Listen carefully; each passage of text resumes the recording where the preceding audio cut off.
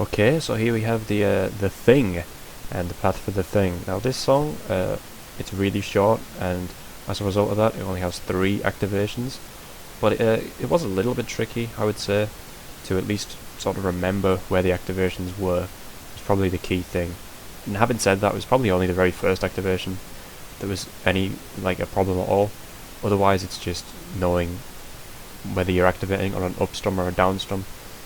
And you don't even have to know that, it's just preparing for either situation, because the way I play the song, like, I either reset strum or alt strum through it, so it could change every run really. But anyway, let's get on with it. Activation 1 has no whammy in these phrases, so that's a nice start. And kinda awkward to remember where it is, so what I was looking for here, I was looking for this yellow blue sustain. So the second time this yellow blue sustain happens, we activate, except I don't activate here, I activate on the orange blue chord, just because it's on a measure, as usual, missing out on, I guess, a squeeze or something. But yeah, actually I feel like this would result in the same thing if you squeezed on this note rather than squeeze this note, so maybe it was just as good. So you're activating on here. There is a phrase in the middle of this that we need to overlap, and it's relatively tight, which I feel like is probably the reason I activated here. So yeah, there's a phrase that ends, I guess, here, which is at the end of the 4th measure of the activation. So yeah, gets our activation and overlap consistent, and doesn't seem to really lose any points anyway, to be honest. But this whammy here, and every whammy in this song, is kind of really short and awkward, because you could be whamming on an up or a down strum. So I went for the whammies, but I didn't really care how good they were. The most important part was activating at the right time. Okay, activation 2, we got another 1 whammy here, and after this whammy I stopped having my finger over the whammy bar, because next activation, next phrase has no whammy, and the next activation is immediate as well. So yeah, an easy act to remember at least. You get 2 phrases, then it's an immediate act. So this one's pretty easy at least. And then we go back to whammying immediately after this activation ends. Well, not immediately, but in the next phrase. In the next 2 phrases, in fact, both of them have these short whammies. And these are the hardest whammies, I guess, in the pool. Not that that's saying much. There aren't many cases where you have a hard whammy, but these ones are pretty difficult to get like the optimal star power from them, and that's why, as I said, I didn't really care how much star power I got out of them, as long as I was whamming them at all, which gives you an extra little bit. Next activation, 3 phrases, and we activate on the last phrase. It's telling us to activate here, but instead obviously I delayed it 1 more, because it's easier to do, because it's on a down strum, and yeah, that's basically the only reason. It's on a measure, so that makes it even easier to do. And we overlap this, and that's the song. So yeah, the last 2 activations, besides the whammies, they're both pretty easy. It's the first activation, and remembering where that is the only difficulty really with this path for this song. And there isn't going to be too much to say about the notes either, but we'll go on to that now anyway, so I'll see you in that one. Okay, so now let's take a relatively brief look at the notes of the thing. A lot of this song is something that I can't really explain, because it's just paying attention to the notes. There isn't much I did to stay consistent, to be honest. I just relied on my ability to pay attention, and maybe knowing about the odd thing that changes up, so we'll go into it. There's at least a few things I can say. So intro, there is nothing. Verse 1,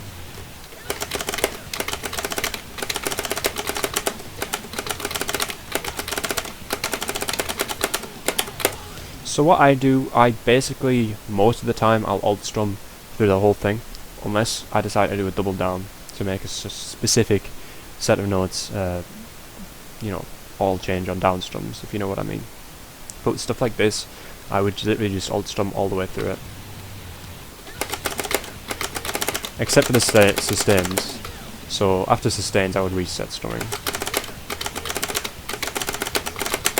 And there's little things like that, you see where there's just a random double yellow into the red, and it ends up being 3 strums. That's where the paying attention comes into it in this song.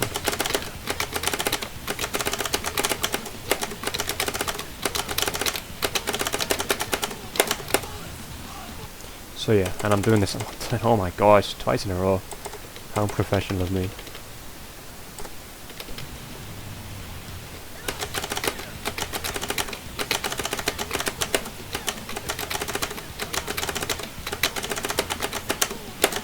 And another one, a bit like the way it ends, you need just be aware that there are tempo changes, and you can sort of hear it in the drums most of the time. The drums speed up and then the guitar goes faster to catch up, so you can prepare for it that way. Pre-chorus, now there's a little thing in here that's obvious. So there's that little thing where it starts off with 16ths but then goes to triplets, 8th triplets I guess. So yeah, with that one it's always the same, it doesn't change up. It's just you do your 4 and then you switch to 8th triplets, and it ends on a down with the chord after, I believe. So that one's fine really, if you know what it is.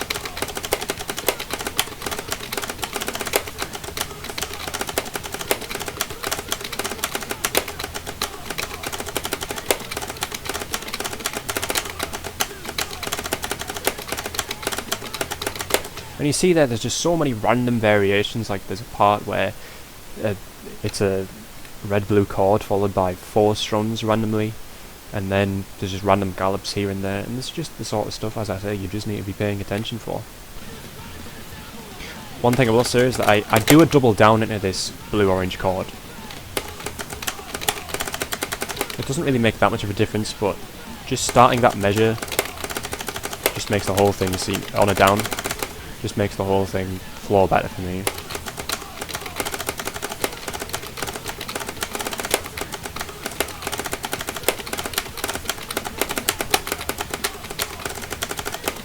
You can still get it wrong.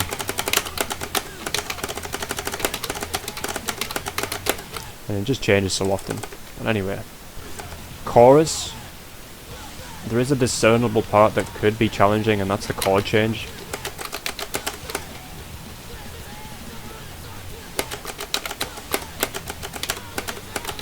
So I just stay in second position for that thing.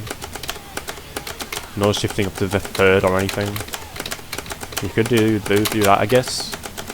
Shifting up to third, which could work, but for me, I'm comfortable enough doing it in second position.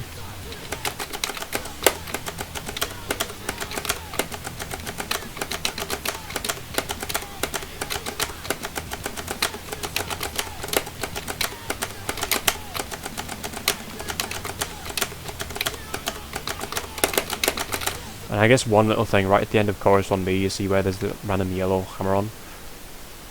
I double down that. Just because I do. There's nothing else to it, I just double down it. Just look at verse 2.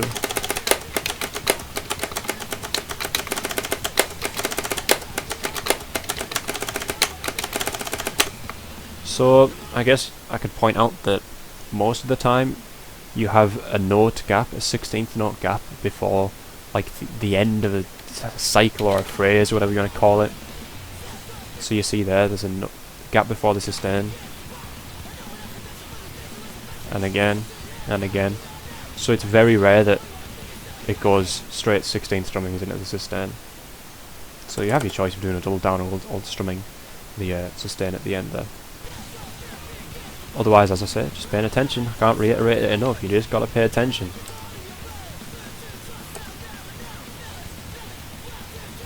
Right, and this part here has, I guess, some new things. Once again, not straight alt strumming.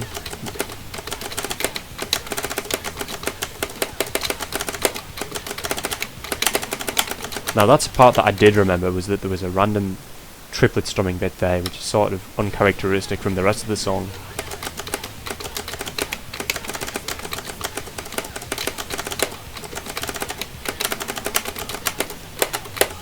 Otherwise it's just, once again, just straight alt strumming through it and identifying where you have to start and stop.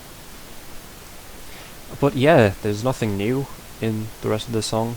it's sort of hard to comment on a lot of it, on what you would really do. And I say it for the like 50,000th and last time, you just gotta pay attention to the entire thing, all the way through the song. You can't let up. It's only 2 minutes of your time you need to be paying attention for. But yeah, we'll do a run of this song now.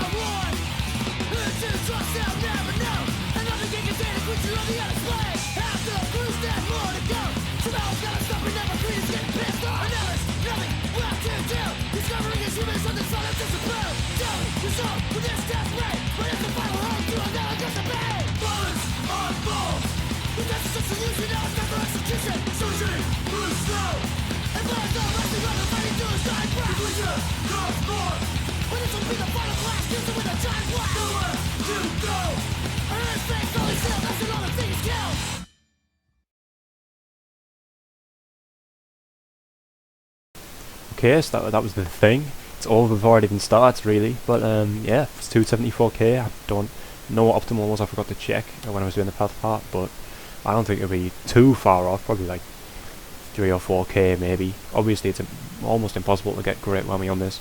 But anyway, yeah, that was that, and we'll move on to the last strum song in this pool, which is Farmer Says. So we'll see you there.